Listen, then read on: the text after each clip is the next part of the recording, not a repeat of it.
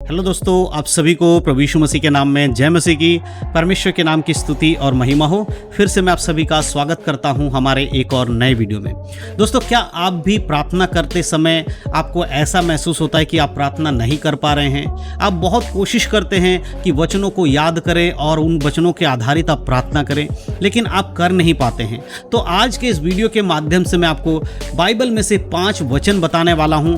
अगर आप उन वचनों को पढ़ेंगे और उनको समझकर उनके अनुसार आप प्रार्थना करेंगे तो आप देखेंगे कि आपके जीवन में प्रार्थना का तरीका बदल जाएगा। जिस प्रकार से बाइबल में प्रार्थना के विषय में लिखा है उस प्रकार से आप प्रार्थना करना सीख जाएंगे। धीरे धीरे आप प्रार्थना में मजबूत होते चले जाएंगे। अगर आपको भी ऐसा लगता है कि आप प्रार्थना तो करने बैठते हैं, लेकिन आप कैसे प्रार्थना करें, किन बातों को आपको ध्यान रखना चाहिए, किस प्रकार से प्रार्थना में परमेश्वर से मांगना चाहिए, कौन कौन सी बातें हैं जिन्हें आपके जीवन में होना जरूरी है, तो ये जो 5 वचन आज मैं बाइबल से आपको बताने वाला हूं, अगर आप इन 5 वचनों को पढ़ेंगे और उसके बाद प्रार्थना को करने के लिए आप बैठेंगे तो आप देखेंगे कि आपके प्रार्थना का जो जीवन है वो बदल जाएगा। आपके प्रार्थना करने का तरीका बदल जाएगा। जिस प्रकार परमेश्वर का वचन कहता है उस प्रकार से आप प्रार्थना करना शुरू कर देंगे। तो ये बाइबल के कौन से 5 वचन है वो मैं आपको बताने वाला हूं। तो बड़े ध्यान से आज इस वीडियो को देखिएगा, समझिएगा और इसको अपने जीवन में लागू जरूर करिएगा। सिर्फ इस वीडियो को देखने के बाद छोड़ देने से ये वचन आपके जीवन में काम नहीं करेगा। इस वीडियो को देखते हुए जो जो वचन मैं बताने वाला हूं उनको आप अपने नोटबुक में या कॉपी में लिख लीजिए या बाइबल में निशान लगा लीजिए। जब भी आप प्रार्थना करने बैठते हैं आप इन वचनों को जरूर पढ़ें और उसके साथ साथ इनको याद करके प्रभु के सामने इन वचनों के आधारित प्रार्थना जरूर करें। तो चलिए दोस्तों, ज्यादा देर नहीं करते हुए आज के इस वीडियो को हम सब मिलकर शुरू करते हैं। तो दोस्तों, जैसे कि मैंने कहा कि आज मैं वीडियो के माध्यम से आपको बताने वाला हूं बाइबल के 5 वचन जो आपके प्रार्थना के जीवन को और मजबूत कर देंगे। देखिए दोस्तों, सबसे पहली चीज, प्रार्थना के लिए आपको समझना बहुत जरूरी है कि बाइबल में प्रार्थना का तरीका क्या है। जब हम बाइबल में प्रार्थना करते हैं तो हमें याद रखना है कि बाइबल हमें कहती है कि हमें प्रार्थना परमेश्वर से करना है। पिता परमेश्वर जिसने संसार को बनाया, जिसने आपको और मुझे बनाया, और जब हम प्रार्थना खत्म करते हैं तो हम यीशु मसीह के नाम से उस प्रार्थना के लिए परमेश्वर से कहते हैं, प्रभु आप हमारी प्रार्थना को यीशु मसीह के नाम से सुन लीजिए, और हम आमीन कह के प्रार्थना को समाप्त करते हैं। तो मेरे प्रियो, पहला जो मैं वचन आपको बताने वाला हूं वो है फिलिपियों की पत्री, उसका 4 अध्याय और वचन 6 और 7। देखिए यहां पर क्या लिखा है। यहां पर लिखा है, किसी भी बात की चिंता मत करो, परंतु हर एक बात में तुम्हारे निवेदन प्रार्थना और विनती के द्वारा धन्यवाद के साथ परमेश्वर के सम्मुख उपस्थित किए जाए।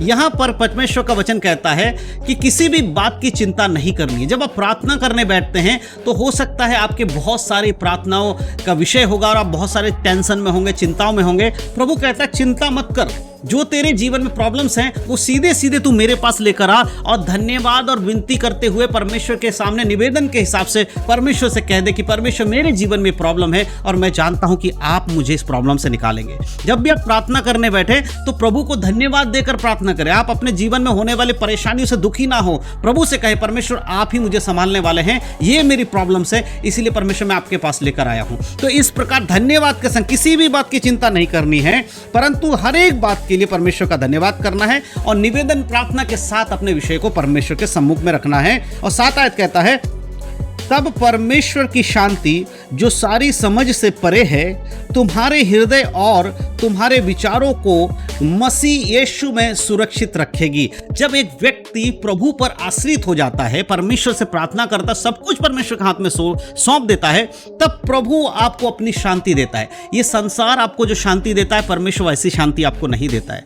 कई बार लोग परेशानी और मुसीबत के समय में परमेश्वर के पास बाद में जाते हैं। सबसे पहले वो उन लोगों के पास जाते हैं जो उनकी करीबी रिश्तेदार नातेदार होते हैं, जिनसे उनकी उम्मीद होती है कि शायद ये हमारी मदद कर देंगे। तो मेरे प्रियो, कई बार आपने देखा होगा आप किसी से मदद की उम्मीद रखते हैं और बड़ी आस लगाकर आप उसके पास जाते हैं, बाद में आपको निराशा हाथ लगती है। लेकिन जब आप प्रभु के पास सबसे पहले जाएंगे, आपकी प्रॉब्लम्स को लेकर सबसे पहले आप परमेश्वर से प्रार्थना करेंगे, प्रभु मेरे जीवन में प्रॉब्लम है, तो परमेश्वर आपको दूसरे के पास जाने का मौका ही नहीं देगा। वो अपनी शांति आपके जीवन में देगा और आप उस परेशानी से निकल जाएंगे।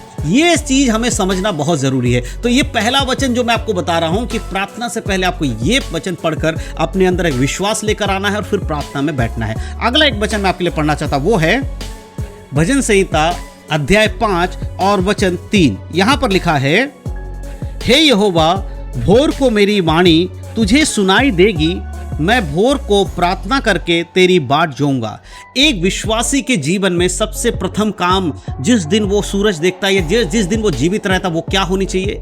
सबसे पहले जब आप सोकर उठते हैं भोर को, जब भी आप सोकर उठते सबसे पहले परमेश्वर को अपनी वाणी सुनाएं, यानी कि प्रभु को धन्यवाद दें कि परमेश्वर ने आपको जीवित रखा है। प्रार्थना की शुरुआत, दिन की शुरुआत जो हम करते हैं वो प्रार्थना की शुरुआत होना चाहिए, यानी दिन में सबसे पहले हम प्रार्थना के साथ अपने दिन की शुरुआत करें। प्रभु से कहें परमेश्वर भोर को मेरी वाणी तुझे सुनाई देगी। ये वचन आपको याद दिलाती है कि एक व्यक्ति के जीवन में सबसे पहले परमेश्वर का धन्यवादित जीवन होना बहुत जरूरी है। और यहाँ पर दाऊद राजा इस भजन को लिख रहे कह रहे हैं, क्योंकि हे यहोवा मेरी वाणी तुझको सबसे पहले सुनाई दे, भोर को मैं प्रार्थना करके तेरी बाट जोऊंगा। प्रार्थना करके तेरी बाट जोऊंगा। जो व्यक्ति मसीह में है, अगर वो सुबह उठकर सबसे पहले प्रार्थना करता है, याद रखिए प्रभु कहते हैं कि मैं तेरी वाणी को सुनता हूँ। क्या आप अपने दिन में सबसे पहले जब सोकर उठते हैं प्रभु को धन्यवाद देते हैं, अपनी भोर को सबसे पहली वाणी परमेश्वर को सुनाते हैं? अगर नहीं मेरे प्रियो, तो आज से अपने प्रार्थना के समय में इस वचन को पढ़कर अपने जीवन में इस वचन के अनुसार सबसे पहले प्रभु को पहला अपना शब्द, प्रभु आपका धन्यवाद कि आपने मुझे जीवित रखा, इस प्रकार से प्रभु को धन्यवाद दें और देखिए कि आपकी प्रार्थना का जीवन किस प्रकार बदलेगा।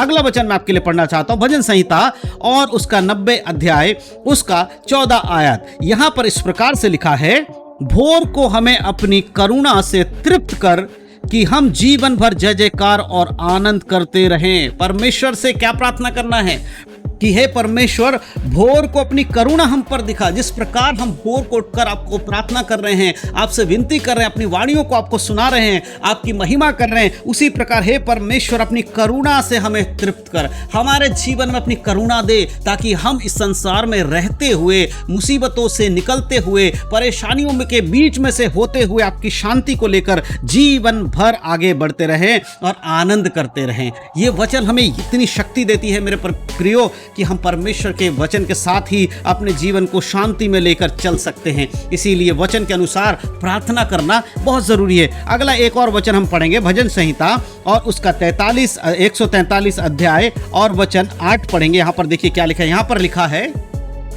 अपनी करुणा की बात मुझे शीघ्र सुना, क्योंकि मैंने तुझी पर भरोसा रखा है।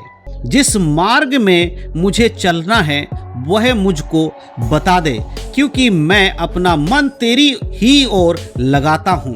मेरे प्रियो, ये एक बात ध्यान रखिए, यहां पर जब हम प्रार्थना करते हैं, इस वचन को पढ़ते हैं, ये वचन कहता है कि अपनी करुणा की बातें क्या करना परमेश्वर की ओर से शीघ्र हमारे जीवन में परमेश्वर की जो ओर से आना चाहिए। इस प्रकार से प्रभु से प्रार्थना करना है, क्योंकि हम उसके मार्ग पे चल रहे हैं। ये वचन पढ़कर वही व्यक्ति प्रार्थना में इन बातों को कह सकता है जो सच में परमेश्वर के वचन के अनुसार जीवन जीता है, और वही बोल सकता है कि मैंने अपना भरोसा तुझ पर रखा है। अगर आप परमेश्वर पर भरोसा रखते हैं तो ही आप इन वचनों को पढ़ सकते हैं और इसके अनुसार आप परमेश्वर से कह सकते हैं, प्रभु देख मैं आप पर भरोसा करता हूं, मैं आपकी बातों को मानता हूं, मैं अपने जीवन भर आपके साथ चलने वाला हूं और अपने ही मार्ग में मुझे चलाना और उसी की शिक्षा मुझे देना, क्योंकि अपना मन मैंने तेरी ओर लगाया है। क्या आपका मन परमेश्वर की ओर है? क्या आप प्रभु की ओर देखते हैं? अगर हाँ, तो ही ये वचन आपके लिए है मेरे प्रियो। अगर ऐसा नहीं करते हैं तो आज ही अपने जीवन को सुधारिएगा, आज ही अपने आप को परमेश्वर के वचन पे लाने की कोशिश करिए, आज ही प्रभु के वचन के अनुसार जीवन जिए, तभी परमेश्वर का जो अनुग्रह है, परमेश्वर की जो शांति है वो आपके जीवन में आएगी मेरे प्रियो। इसलिए हर एक मसीह को जरूरत है कि इन वचनों के आधारित खुद को परखे और उसी प्रकार प्रार्थना करें। अगला वचन मैं आपके लिए पढ़ना चाहता हूं, वो वचन है भजन संहिता उसका 23 अध्याय और उसका 1 आयत और 2 आयत। देखिए यहां पर क्या लिखा है, यहोवा मेरा चरवाहा है, मुझे कुछ घटी ना होगी। परमेश्वर का वचन कहता है यहोवा मेरा चरवाहा है। जो व्यक्ति यहोवा पर विश्वास रखता है, दाऊद कहता है यहोवा मेरा चरवाहा है, मुझे कुछ घटी ना होगी। अगर आप परमेश्वर पे विश्वास रखते हैं तो आपको किसी बात की घटी नहीं होगी। और आगे 2 आयत में लिखा है, वह मुझे हरी हरी चराइयों में बैठाता है, वह मुझे सुखदायी जल के झरने के पास ले चलता है। ये प्रार्थना वचन को पढ़कर वही व्यक्ति करेगा जिसके जीवन में प्रभु का महिमा है, मेरे प्रियो, ये जो 5 वचन मैंने बताए आपको, ये पांचों वचन आपके लिए बहुत ज़रूरी है। एक्चुअल में यहाँ पर हम 5 की जगह हमने 7 वचन पढ़े हैं, लेकिन मैं 5 क्यों कह रहा हूँ, क्योंकि एक ही अध्याय में से मैंने 2-2 वचन भी लिए हैं किसी में। तो आपको समझना होगा, अगर आप इन वचनों के आधारित प्रार्थना करते हैं, इन वचनों को पढ़ते हैं, समझकर उसको अपने जीवन में लागू करके जब आप प्रार्थना करेंगे, तभी आपके जीवन में उसका असर दिखेगा। सिर्फ इस वीडियो को देख लेने से और 2-4 मिनट सिर्फ वीडियो को देखते हुए प्रार्थना करने से आपके जीवन में कोई फर्क नहीं आएगा। अगर आप रोज इस प्रार्थना को इस वचनों को सुनेंगे, पढ़ेंगे, मनन करेंगे और प्रभु से प्रार्थना करेंगे और धीरे धीरे अपने जीवन में बदलाव भी लाएंगे और सच्चे मसीह की तरह चलेंगे, तो आपके जीवन में परमेश्वर का अनुग्रह आएगा। मेरे प्रियो, मैं विश्वास करता हूं कि ये 5 वचन प्रार्थना के जीवन को बदलने वाले वचन हैं। जो लोग प्रार्थना कर नहीं पा रहे हैं, जिनको प्रार्थना करने का तरीका समझ में नहीं आ रहा है, आप इन वचनों को पढ़िए, परमेश्वर से विनती कीजिए कि प्रभु आपको समझ दे, पवित्र आत्मा आपको समझ दे, ताकि आप परमेश्वर के वचन के अनुसार प्रार्थना कर सके। तो ये वीडियो अगर आपको अच्छा लगा है, आपको समझ में आया है, तो मसीह भाई बहनों में शेयर जरूर करिएगा, ताकि उन लोगों तक भी परमेश्वर का ये वचन पहुंचे और वो भी प्रार्थना में और मजबूत बने आत्मिक रीति से। परमेश्वर इन वचनों के द्वारा आप सबको आशीष दे। यीशु मसीह के नाम में आप सबको जय मसीह की। God bless you. आशीषित रहें, प्रभु में बढ़ें, उद्धार में बने रहे, यीशु के नाम में, आमीन।